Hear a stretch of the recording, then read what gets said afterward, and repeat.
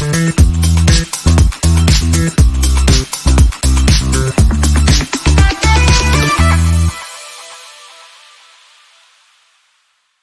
연구적 사고 오래 기다리셨습니다. 두 번째 시간이 찾아왔습니다. 우! 네, 오늘도 유익한 내용으로 찾아뵐 우리 팀장님 나와주셨고요. 미소대리님 또 나와주셨습니다. 자, 그럼 이제 본론으로 한번 들어가 보겠습니다. 연구소나 전담부서를 어디에서 어떻게 신청하면 되나요? 네, 아마 미소대리님이 아마 직접 하셨다고 하니까 잘 알고 계실 것 같은데요. 네, 너무 잘 알고 있죠, 저는. 예전에는 실제로 서류를 갖다가 우편으로 제출을 하거나 직접 방문을 하셨어요. 그런데 10년 전부터는 모든 업무가 이제 온라인으로 처리가 됩니다. 아마 화면에 나올 것 같은데 신고관리 시스템 rnd.or.kr에 접속하셔서 온라인으로 모든 업무 진행이 가능하십니다. 맞아요. 저도 사실 그 홈페이지를 신고하면서 정말 많이 방문했는데 일단 홈페이지 자체가 직관적으로 되어 있어서 이용하기 쉽더라고요. 그리고 FAQ랑 Q&A도 잘 되어 있어서 모르는 건 바로바로 검색하면 되고요. 사실 이게 찾아볼 생각을 안 해서 그렇지 필요한 정보는 다 홈페이지 안에 있더라고요. 저희가 실제적으로 하루에도 전화가 몇백 통씩 왔는데 홈페이지에서 조금만 찾아보시면 모든 거를 확인 가능하시고 신고, 인정 처리까지 바로 가능하십니다. 네, 보시는 분들도 신청하시는 동안에 홈페이지에서 검색을 하시거나 이 질문들을 올려주셔서 궁금한 부분들을 많이 해소하시면 좋을 것 같습니다. 자, 미소대리님 또 질문이 있으시다고요? 네네. 잠시만요. 제가 수첩에다 적어왔거든요. 오, 준비성. 여기 있다. 사실 신고할 때 첫 단계부터 막혔던 게 연구 분야거든요. 이 과학기술이랑 서비스, 이 두 개의 차이점이 뭘까요? 일단 처음에 들으면 좀 헷갈릴 수 있는데요. 이제 과학기술이라는 거는 제조 또는 건축업, 제조 기반에 관련된 분야라고 보시면 될 것 같고요. 서비스업의 경우에는 말 그대로 이제 소프트웨어 개발이라든지 도소매, 지식 서비스 등 이렇게 구분해 주시면 될 것 같습니다. 서비스.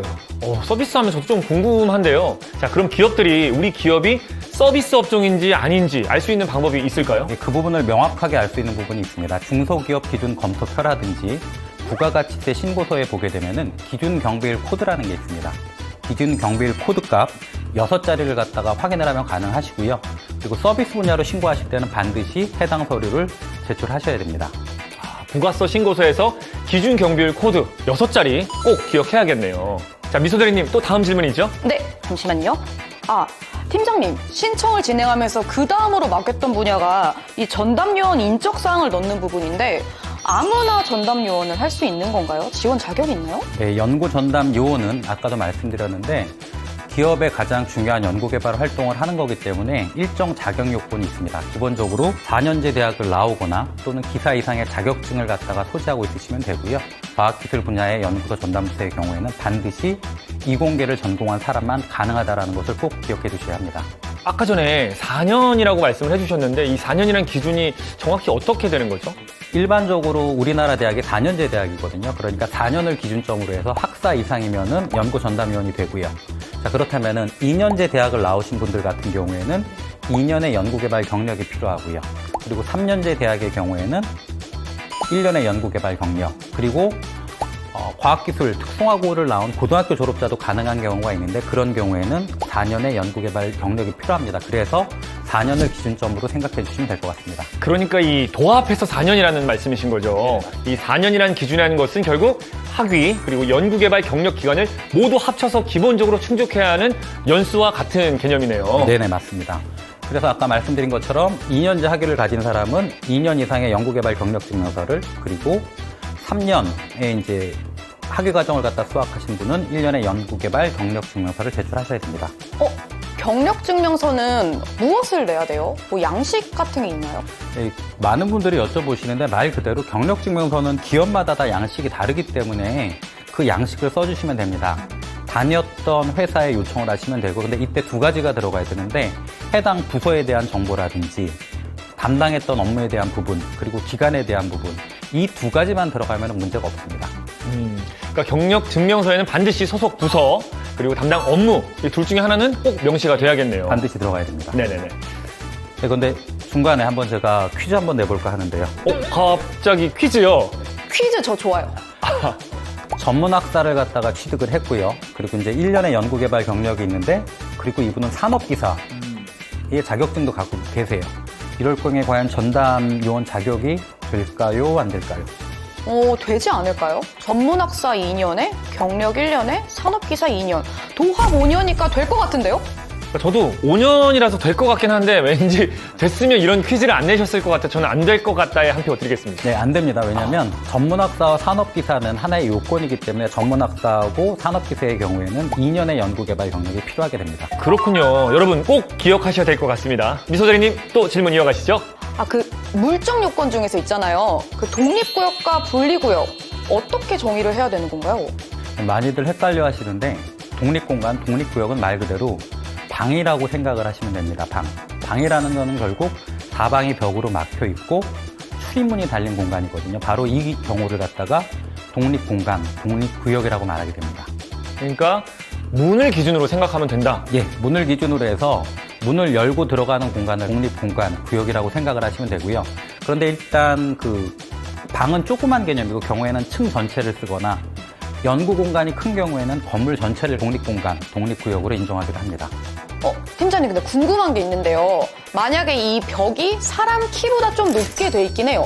근데 위 천장이 뚫려 있으면 이거는 분리구역인가요? 이 부분은 조금 나눠서 봐야 되는데요. 사방이 벽으로 막혀 있고 출입문이 달려 있다라는 기준에서 보면은 분리구역으로 봐야 되는 거죠. 마지막 위가 뚫려 있지만. 근데 예외적으로 소방법 등에 의해서 어쩔 수 없이 공간을 갖다가 유격되어 있는 경우가 있어요. 이런 경우엔 예외적으로 인정이 되기도 합니다. 그렇지만 기본적으로 방이 아닌 경우, 그러니까 상식선에서 방이 아닌 경우는 분리구역이라고 인정을 해주시면 될 것 같아요. 그러면 궁금한 게 연구소 면적을 신고할 때요. 회사 전체 면적을 신고하면 되는 건가요? 그게 아닙니다. 그러니까는 연구 활동만을 수행하는 공간이기 때문에 연구원들이 근무하는 그 공간만 신고를 하셔야 돼요. 그러니까 연구 인력들만 사용하는 그런 공간, 그 공간을 말씀하시는 거죠. 네, 연구 인력들이 근무하는 장소입니다. 기억하세요.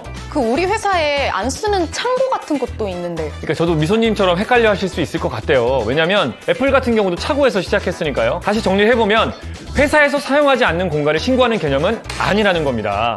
연구 인력들이 실제로 근무하는 장소이면서 동시에 연구 개발 활동을 위해서 사용하는 전용 공간을 해야지 인정받을 수 있다. 자, 맞습니까? 네.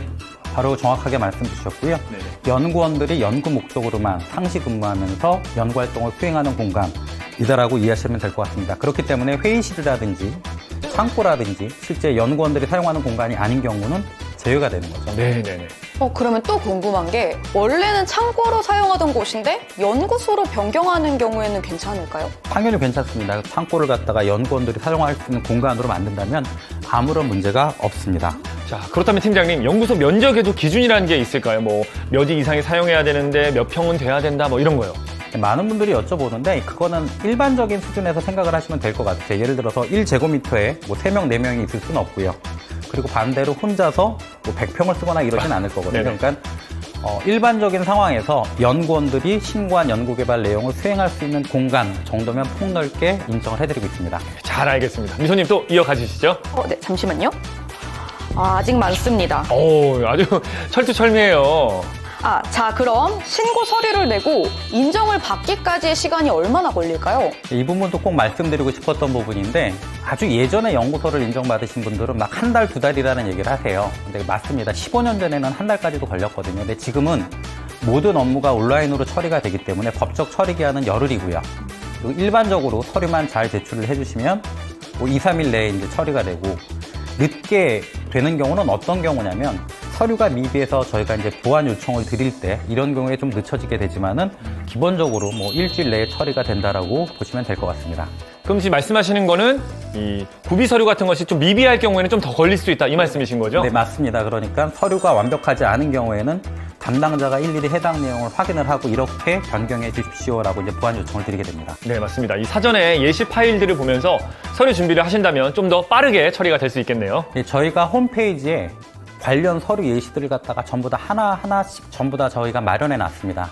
그 서류를 보고 예시를 보고 작성을 하시면은 가장 빠르게 인정을 받을 수 있을 것 같습니다. 백문이 불여일견입니다. 그 샘플 보시는 게 제일 빠를 것 같네요. 어떻게 유익한 시간 되셨나요? 이번에도 너무나 유익한 시간이었다고 저는 장담할 수 있습니다. 자, 다음 시간에는 더 유익하고 더 즐거운 시간으로 찾아뵙도록 하겠습니다.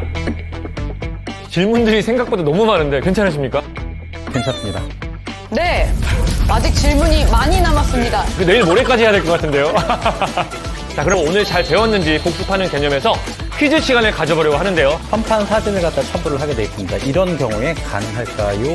불가능할까요? 진짜 멋지게 막 이렇게 썼다면 인정되지 않을까요? 그것도 하나의 예술품일 수도 있는데. 그냥 이거 막 붙일 수 있잖아요. 이건 너무 좀 저는 기억이 정확히 납니다.